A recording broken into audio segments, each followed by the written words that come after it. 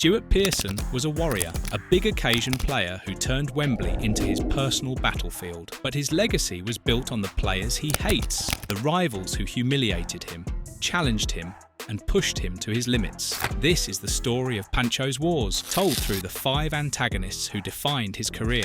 Born in 1949, Stuart Pearson was never about delicate skill.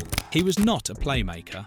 He was not a dribbler. He was a force of nature. He was barrel-chested, intense, bruising, and brave. Every week, he brought the same relentless physicality to the pitch. Opponents knew what was coming, but they could not stop it. His signature celebration said it all, a single raised right fist. Not a dance, not a slide, not a theatrical display for the cameras, just pure defiance. That fist was a weekly statement of combative, personal triumph. It was Pearson distilled into a single gesture, a promise that he would never back down, never surrender, never show weakness to the men who tried to stop him. When Manchester United came calling in May 1974 with £200,000, it was not a moment of glory. It was a crisis. United had just been relegated to the second division. Manager Tommy Docherty did not sign Pearson for flair.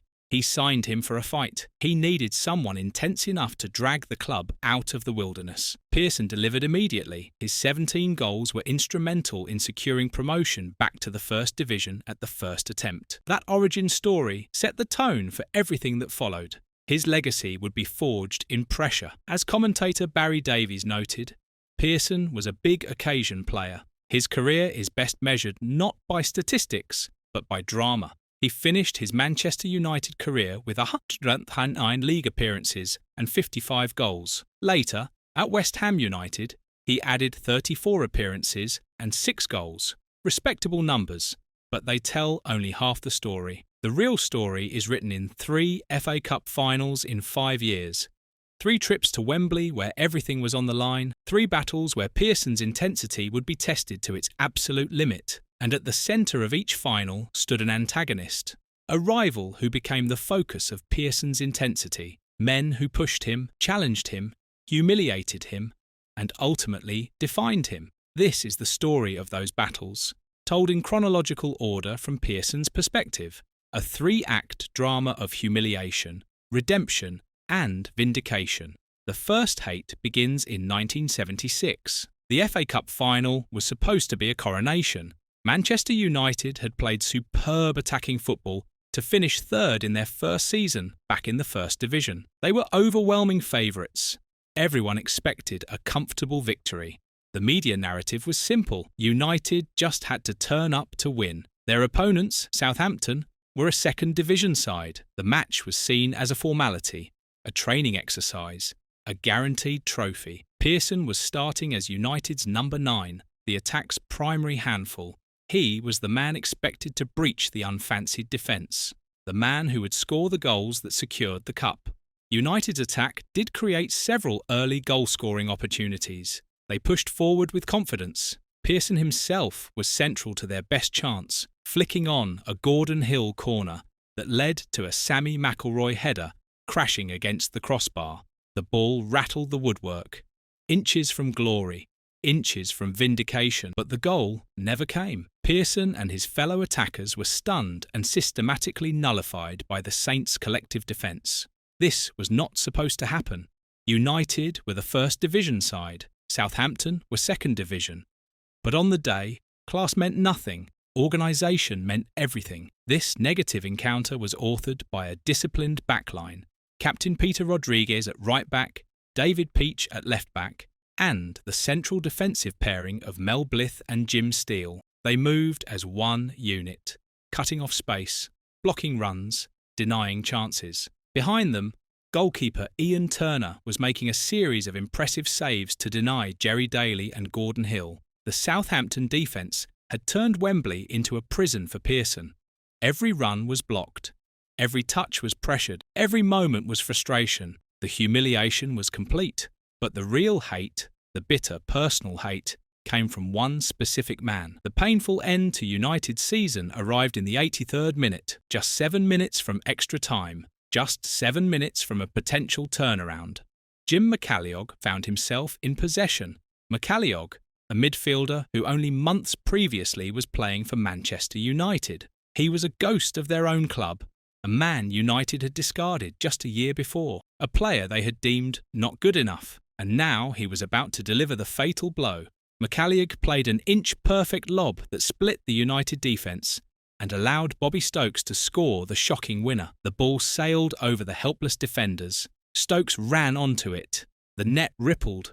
Wembley erupted, but not for Manchester United. For Pearson, this was a profound humiliation. He had been rendered ineffective by a lesser defence, and the killing blow was dealt by an ex-teammate, a man who knew their tactics, their weaknesses, their vulnerabilities. McCalliog had turned his inside knowledge into a weapon. This terrible cup final provided the essential negative motivation for what would come next. The humiliation burned, the failure festered, and Pearson would not forget. What is the biggest cup final shock you have ever seen? A moment where the underdog stunned the favourites? Let us know in the comments below. And if you are enjoying this deep dive into football rivalries, make sure you hit that subscribe button. Now, back to Pearson's redemption. The 1977 FA Cup final presented the ultimate high-stakes scenario. Manchester United faced their greatest rivals, Liverpool. The rivalry between these two clubs needed no explanation. Every match was war. Every goal was personal. Every victory was bragging rights for a year. But this was not just any Liverpool side.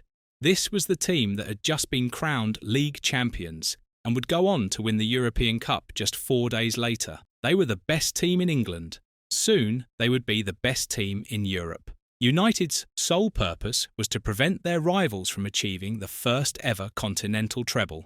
If Liverpool won this cup, they would have completed a historic clean sweep. United had to stop them. The pressure was immense.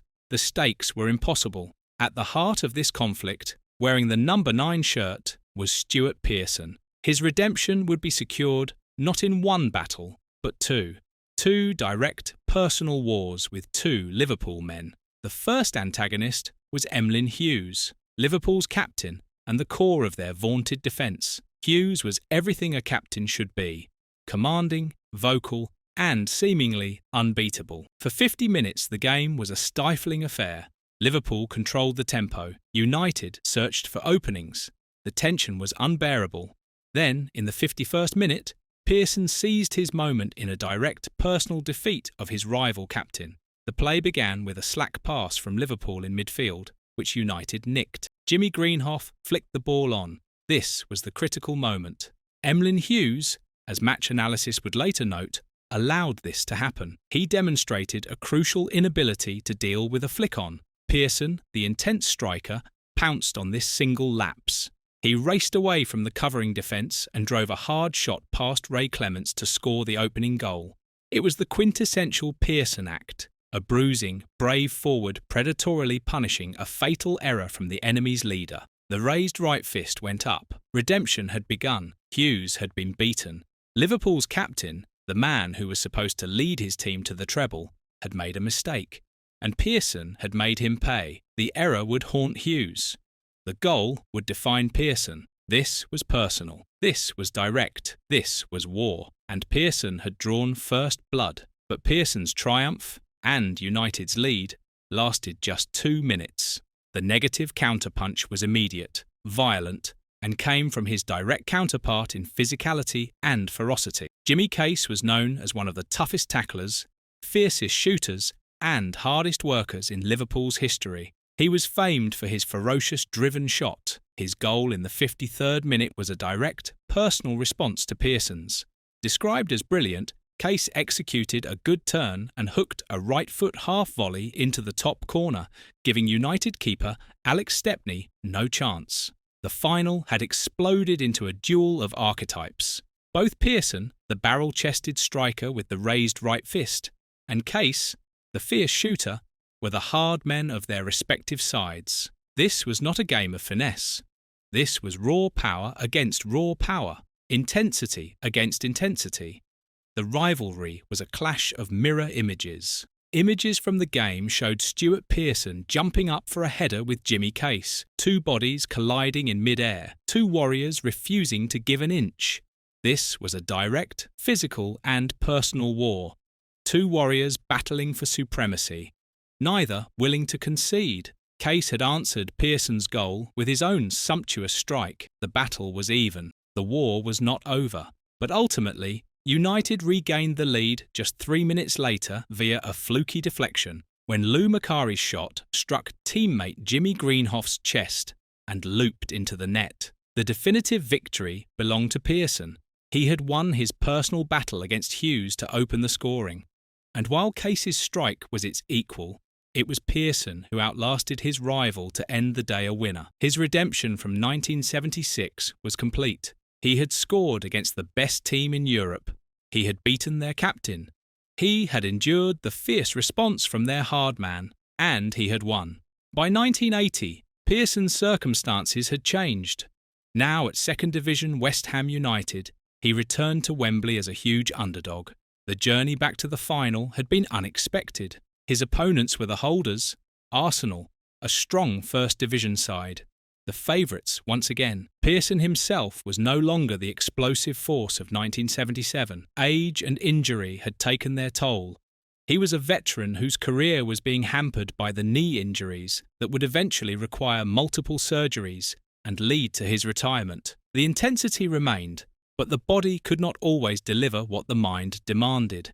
His role in the team reflected this change. Manager John Lyall deployed a tactical masterstroke, playing David Cross as the lone striker and using Pearson in a slightly withdrawn role. From this position, the veteran Pearson would prove decisive. In the 13th minute, an Alan Devonshire cross was met by David Cross. The ball then dropped to Pearson, who screwed his shot across the Arsenal goalmouth. This miss hit from a wily forward became the perfect unorthodox assist, allowing Trevor Brooking to react quickest and stoop to guide a rare header in for the winning goal. Pearson, the veteran warrior, had adapted. He had outthought his opponents. He had provided the key assist that would win West Ham the FA Cup. But the most negative encounter of the match, the one that would define Pearson's final Wembley appearance, was authored by an antagonist named Willie Young. Arsenal's defender was a big, red-headed man known for his ruggedness. The Arsenal team was tired, having endured a gruelling 70-match season. Lyall's tactics, with Pearson's withdrawn role, had tactically dismantled them, leaving the Gunners clueless and in disarray. This tactical frustration physically manifested in the 87th minute, in one of the FA Cup's most infamous moments. West Ham's 17-year-old Paul Allen, Pearson's teammate, found himself through on goal with a chance to seal the game. The teenager had broken free. The winning goal was there for the taking.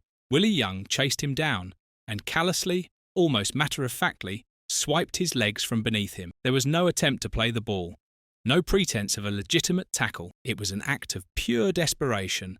A veteran defender who knew he had been beaten resorting to the only option left. Commentator John Motson instantly labelled it, "Oh, what a pity, a cynical foul by Willie Young." The words cynical foul would echo through football history. Pearson was a direct witness. Images show that as Allen picked himself up, Stuart Pearson looked on.